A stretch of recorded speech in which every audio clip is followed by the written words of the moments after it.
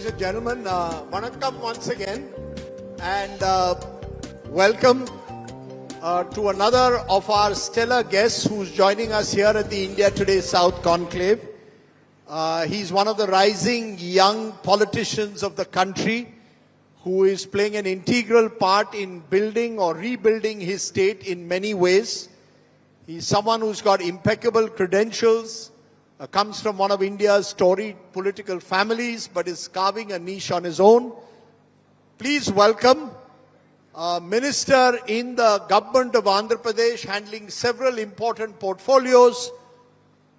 Nara Lokesh is our special guest. Please welcome Lokesh here on the stage.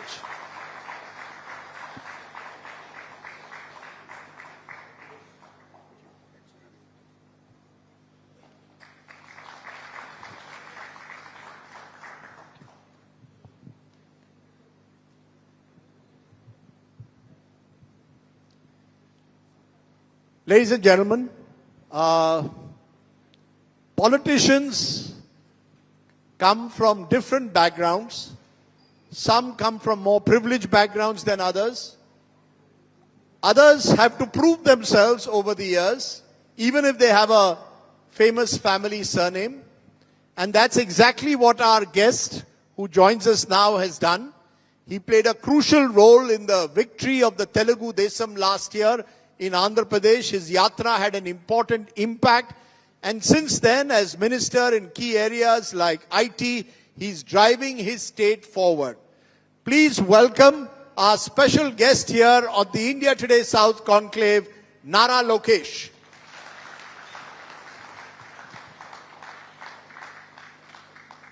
Lokesh, welcome. I want to start by asking you a question which is going to play a major role in the next 24 hours. Tomorrow, around this time, the elections will be held to the Vice President of the country. And everyone wants to know what are the Telugu-speaking MPs going to do, because Revant Reddy, Chief Minister of Telangana, has made an appeal that this is a matter of Telugu pride that you vote for the opposition candidate, Justice Sudhakar Reddy. Is your party going to vote for Mr. Reddy, keeping in mind the Telugu factor, or are you going to stick with the NDA candidate, Mr. Radhakrishnan? Rajdeep, thank you very much for having me here. It's always a pleasure. Telugu Desam Party has joined the NDA unconditionally, continues to support NDA unconditionally. We believe that right time, right place, right leader makes all the difference. We believe in the leadership of the Honorable Prime Minister. So it could be the Vice President election or various other elections. Our support is very clear. We're going to support the candidate of the NDA.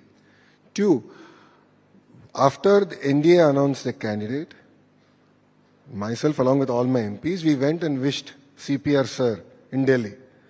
And Sudhakar Reddy Garu was announced as a candidate after that. So they knew that we are supporting CPR Garu. The support is quite clear, and they played politics with it. And we are not going to succumb to such politics. You're saying they played politics with it. CPR is from this part of the world, from Tamil Nadu, and you've got Sudhakar Reddy, who is someone born in what is now Telangana, but is being projected as a symbol of Telugu pride. So what happens to the Telugu pride? This is a vote which individual MPs can take. You don't have a party whip. What if some of your MPs decide, no, Telugu pride matters more than anything else? Is there a Telugu pride factor in the Vice President candidate being someone who's a Telugu bidda? No, Bharat first. Bharat first. Bharat first. That's been our agenda. We are quite clear on it. It's important that we continue to support the leadership that can lead India from the front. We believe that that is the Honorable Prime Minister. We support his leadership 100%, undisputed. So we are not going to get distracted by a Vice President elections in that sense. It's very interesting you're saying this, because I remember last year when the general election results came out, everyone's eyes were on Chandrababu Naidu, and even today in Delhi, every few weeks there are whispers. Will Chandrababu Naidu stay with Narendra Modi? Could he be offered the prime ministership and become an opposition prime minister? I interviewed your father when you all completed 1 year, and he made it very clear, I'm sticking with the NDA. Is the son also echoing what the father says? Are you going to once and for all scotch all these rumors that Chandrababu Naidu has one eye on the prime ministership and he's waiting for the right moment to strike? Chandrababu Naidu ji has both eyes on Andhra Pradesh. His agenda is very clear. He wants to make Andhra Pradesh number one.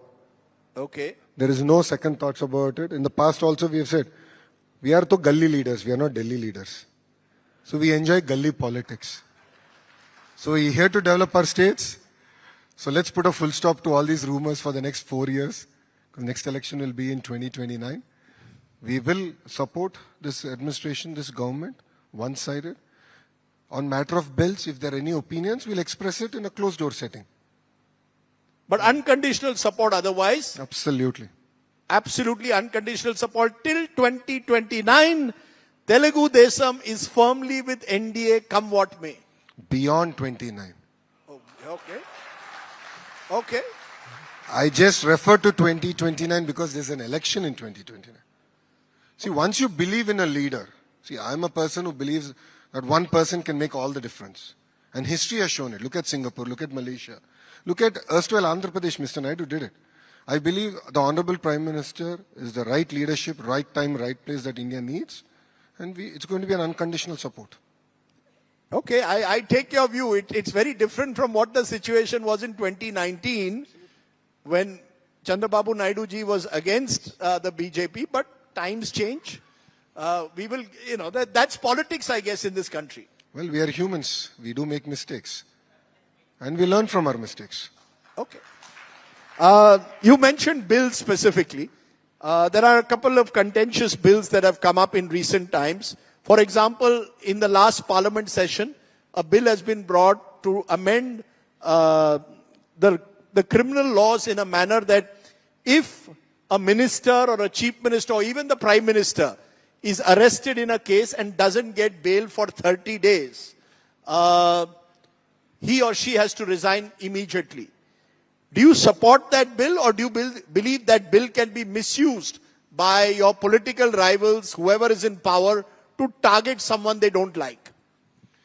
So I strongly believe that India needs clean politics. It's very, very important. With rising income levels and GDP growing at the pace at which it is, we'll be a multi-trillion dollar economy and tens of trillion dollar economy. And so will there might be a potential where corruption will also rise. So it's important to have clean politics. I believe that in the past, Supreme Court has given clear guidelines that any political cases against politicians have to be tried and judgments have to be given within the year. It's unfortunate that that is not happening in India. I believe that serious reforms have to come in.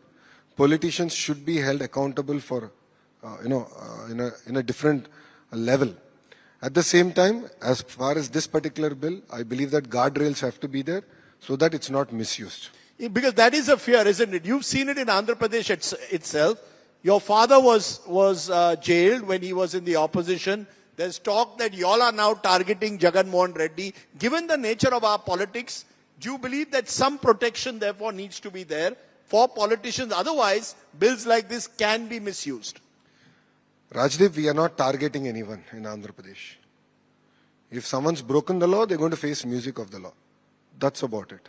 There's no targeting, no selection happening in that sense. No vendetta. No vendetta. You put Chandrababu Naidu ji Gadu in jail, I will put Jagan Reddy in jail. Well, if Naidu ji wanted to do it, he could have done it by now. That's not our interest. Our interest is our state. Our interest is to make Andhra Pradesh number one across all sectors. And that's the single agenda with which we are working. Number one. Number two, in the past I made it very clear that if anyone breaks the law, they'll have to face music, including Lokesh. If I break the law, it'll be Mr. Naidu who will send me to jail first. I don't need opposition. He will do it. No second thoughts about it. His own son, his own party, he will not hesitate. No father is sending his son to jail. Well, if I make a mistake, if I break the law, believe me, Mr. Naidu will send me to jail. No second thoughts about it. Saying that if you look at even the Waqf bill, we had our opinion. We expressed it in the JPC. We spoke about it threadbare. And the amendments that we had given, it was accepted. So I believe that there's a role that opposition can play. There is a role that allies of India can play in the dispensation. And I believe we should get the better out of the bill. But are you not worried that you're working, therefore, within a BJP-dominated ecosystem? Yes, in Andhra Pradesh, you are the party number one, but the BJP wants to dominate the politics of the country. Eventually, they will marginalize and finish or try and finish all the regional parties. Does that worry you, or are you all confident enough that you will be able to have a relationship of equals with the BJP? I will maintain my relationship with the people of Andhra Pradesh. They decide where we sit. So as long as I'm in their heart, I believe I will be strong. So we forget that and we simply politicalize everything. So whatever we do will be in the interest of the people of Andhra Pradesh, and I believe that is what has made TDP strong. In our 40 plus years of existence, that's what made us strong. So is that the way it is? In southern India, BJP will always be the junior partner to AIDMK, junior partner to TDP, and wait and watch for the right moment where they can suddenly dominate. Or you believe southern India is very different? Here, regional parties call the shots. I believe Telugu Desam party is very different. I can speak about Telugu Desam party. I can't speak about other political establishments out there. We are strong. We continue to make our party stronger. Generationally, leadership transition has happened in the party. We are carrying everyone together. It's one of the if you look at the kind of MLAs that we have, 50% of them are first-timers, 17 out of the 25 ministers are first-timers. So we bring a lot of raw energy, passion and commitment to do good for our state.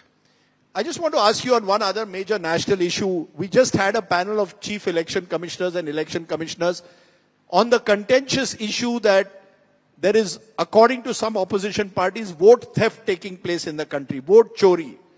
Do you believe there is vote chori taking place in India as the opposition alleges? Do you believe that this special intensive drive will be used to benefit the government? Where do you stand? See, as a political party, we have a very, very robust structure which goes down to the booth. In the past, when electoral rolls were revised, we would get the data, as in we would get the physical format, digitize it, and study which age group the voters have been deleted, added, where they moved. We would actually do all this analysis. This is not new to TDP. We've been doing this for now almost a decade and a half. In the past, we've expressed our opinions on various subjects. We believe that the voter list should be robust, and the SIR should happen. Should happen not just before elections, but we should give enough of time for people to actually represent their views. So if my vote is deleted, I should have enough of time to have my vote be re-registered, and so on and so forth. So therefore, as a political party, we have a very robust mechanism where any voter that's deleted, we actually check whether it's true, whether it's fair or not, and then we have a mechanism to again enroll them.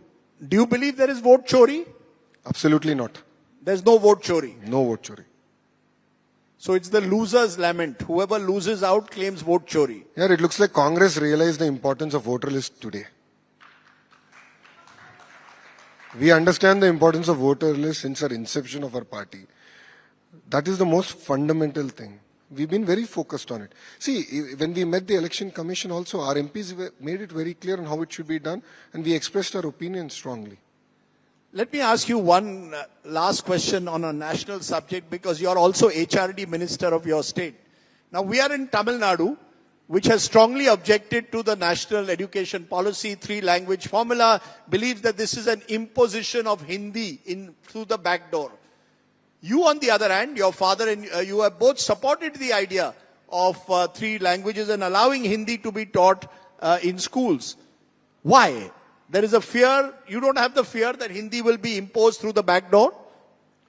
Let's take a step back and let's talk about language, right?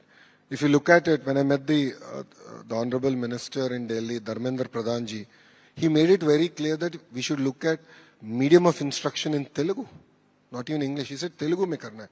Mother tongue is very, very important. But as an Indian, I know the importance of learning Hindi. I'm a product of 3 languages, English, Telugu and Hindi. My son is also a product of 3 languages today. And in Andhra, it's not just about 3. Why shouldn't our kids learn 5 languages? Today, our kids are learning German, Japanese, so that they can actually go work in those countries. Where opportunities are there, I think we should learn a language. And with all fairness, NEP has said 3 languages. It has not said Hindi should be the 3rd language. So what would you tell the people of Tamil Nadu today? Because their government is fearing the idea that this is Hindi through the back door. I think it's important that our citizens, learn whichever language they want. Give them the opportunity. So what is wrong? Okay. So no one is saying the 3rd language the 3rd language has to be Hindi. No one has said that. There's no law in that effect. But maybe the time has come where some of the North Indian states also start learning South Indian languages.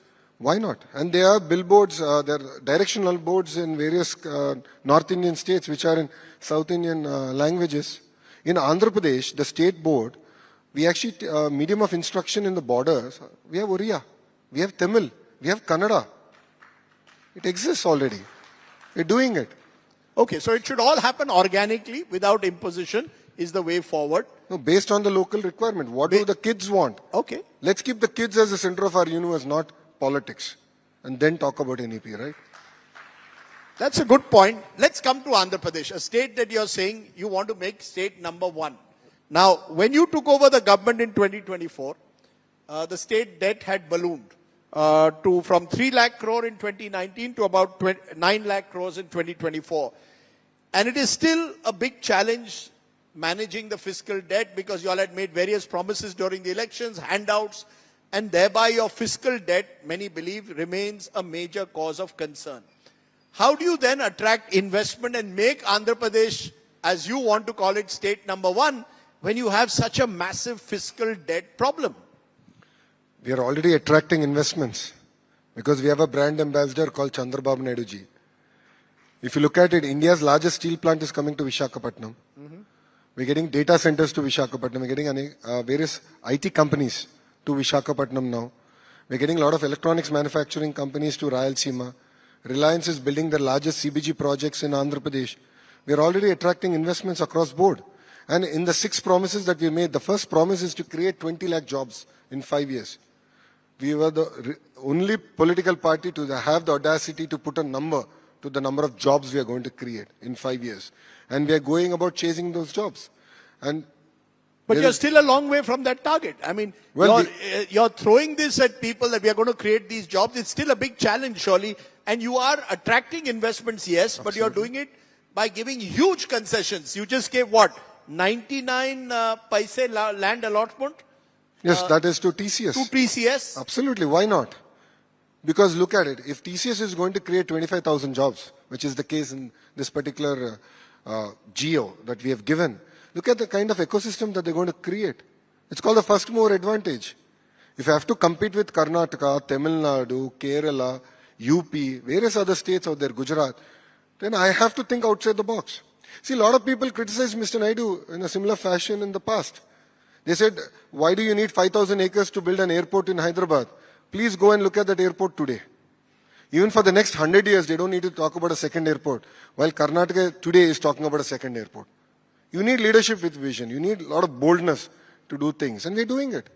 And we have looked at the economic rationale, the kind of economic activity and state taxes that all these youngsters are going to pay outweighs giving land at a market price to TCS.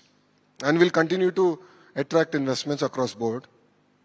I like the way you're openly talking of competing with other states. It's almost as if you're telling people, please don't go to Hyderabad, come to Visakhapatnam.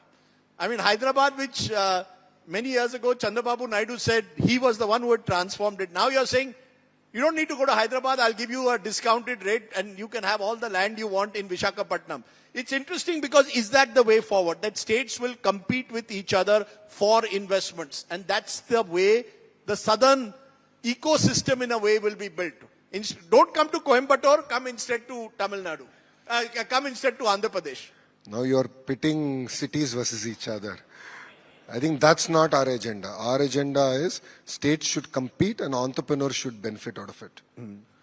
A lot of startups in specific sectors like space, in the recent time, we have given them land, 200 acres, to build a launch pad, to take satellites up. We have done it. So I believe at the end, entrepreneurs will benefit out of this, and states have to compete. There's nothing wrong. I believe that's very, very important in this day and age. And it will only make us better. It will enable us to deliver on the promise of speed of doing business.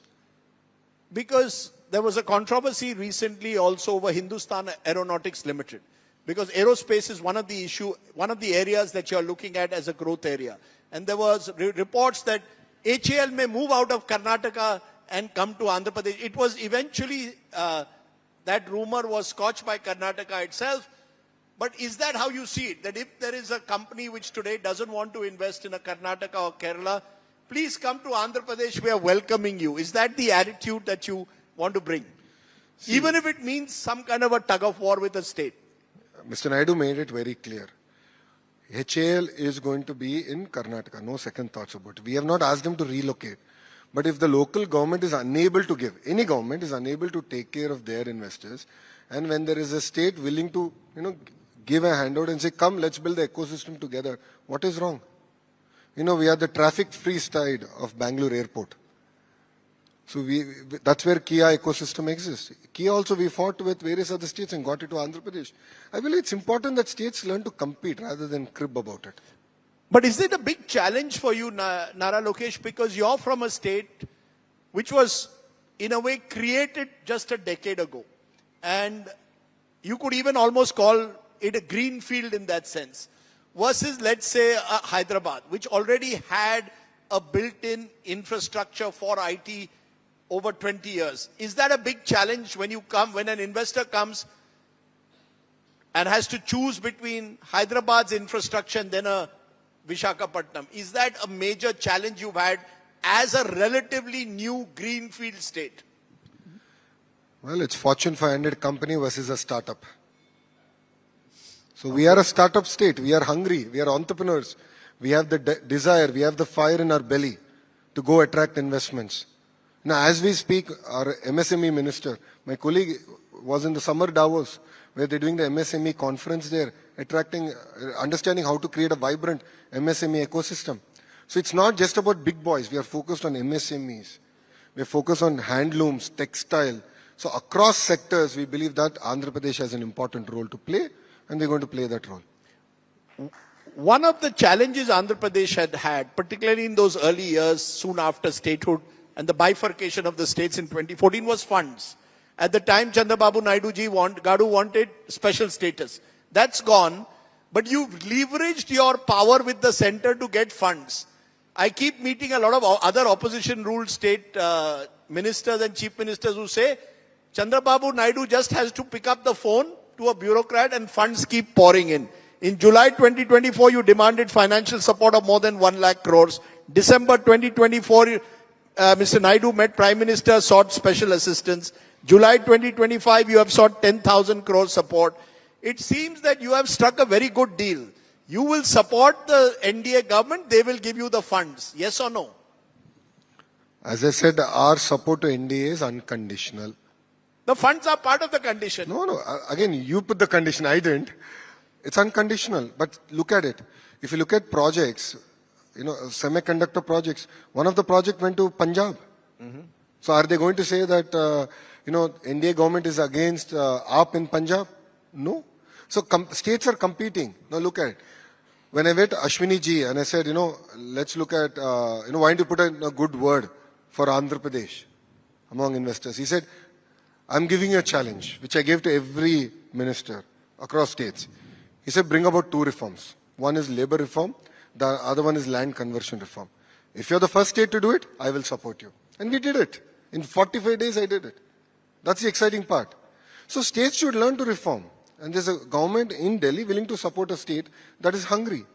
If they are complacent, I'm sorry, but they cannot blame Government of India for it.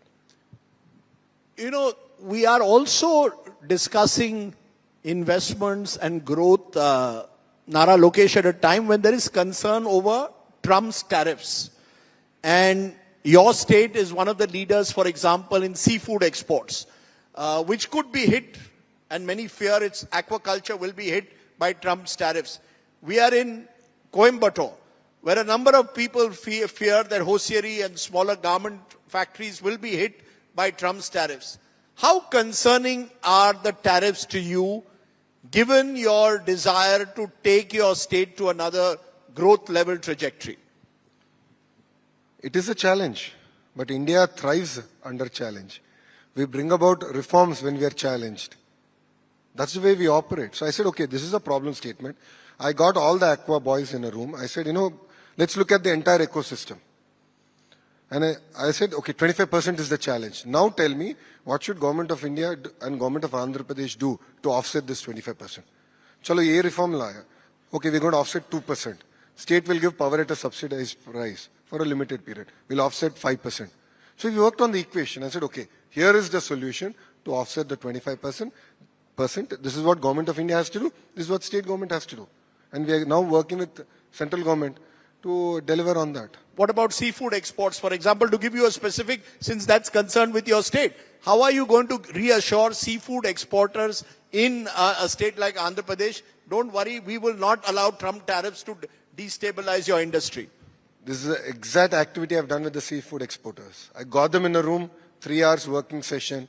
I said, we have to solve the 25% problem. Tell me, how can I reduce? So 25% ka hai.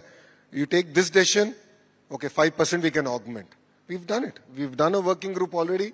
We are ready for it. At the state level, we're going about implementing the decisions we have taken in that working group. And we have already shared our recommendations to Government of India. And we will augment it. But are you worried that there will be a hit that the economy will take, including your state economy? There will be challenges. I won't say a hit. But then crisis is an opportunity. Let's use this as an opportunity. Because Aqua is extremely dependent on the US. Let's look at opening up to Russia, China, and in a better way to Europe. So we're quite clear. When I hear you speak, I almost think that, is this what they taught you at the Stanford School of Business?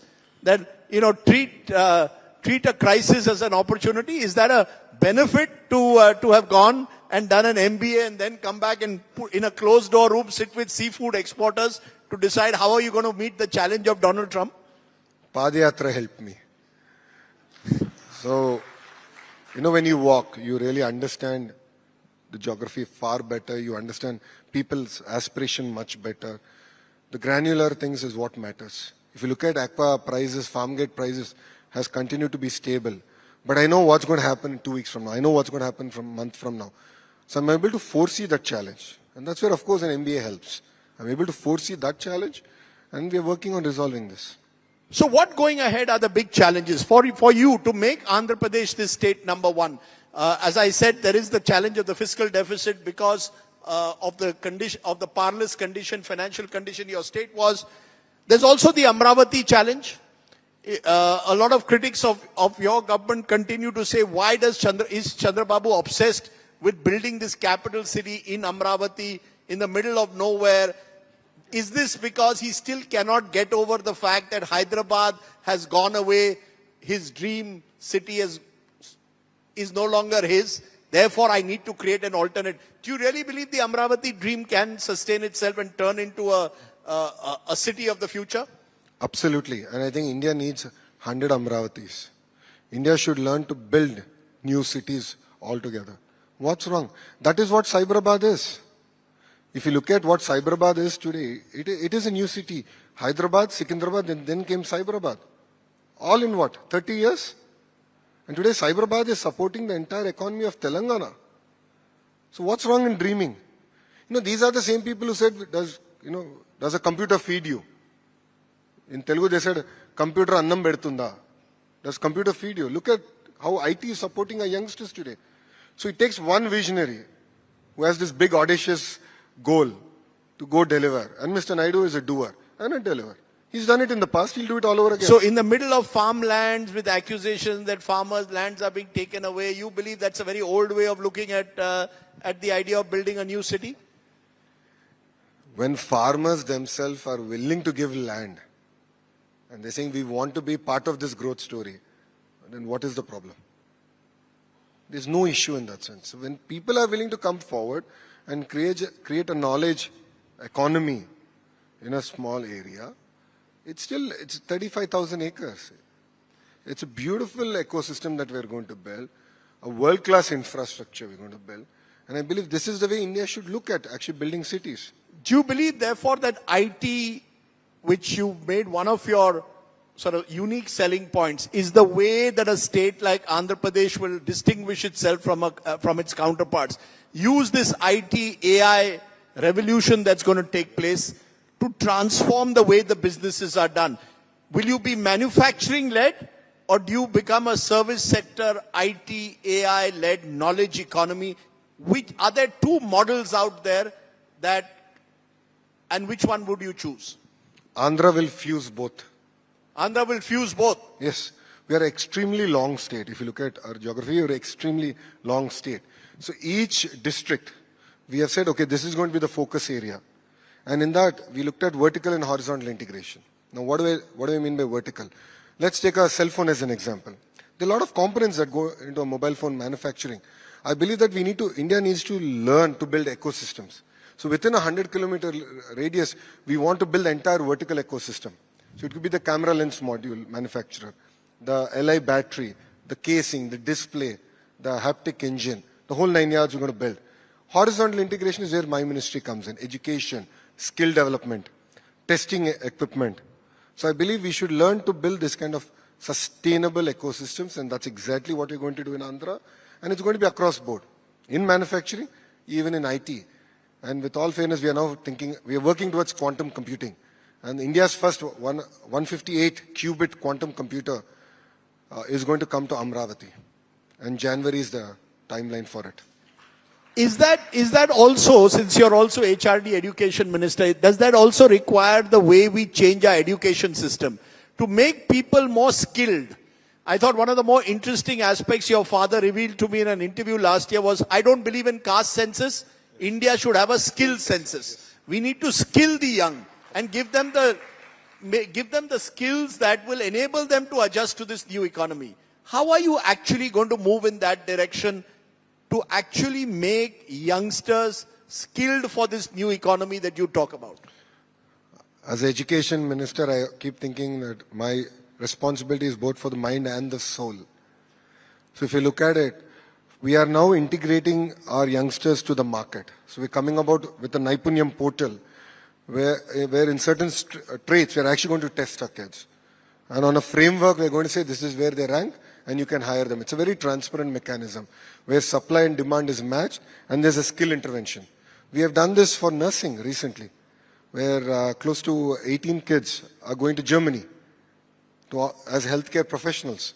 And I believe we can send close to 50,000 of them and to different parts. And these could be from small rural areas? All of them are from rural areas. All of them are from rural areas, across castes. I believe that is the magic we can do. See, while jobs is important, I believe that our fundamental fabric of Bharat is equally important. And that's something that I've been very passionate about. Gender diversity, respecting women. This is something I believe it should start at home. It should start from kindergarten all the way up to PhD. There are a lot of colloquial words in Telugu language that we use, like, are you wearing bangles? So when you want to demean a person, you say this. Are you wearing a sari? Don't behave like a girl. Don't cry like a girl. And this is something I'm taking quite seriously.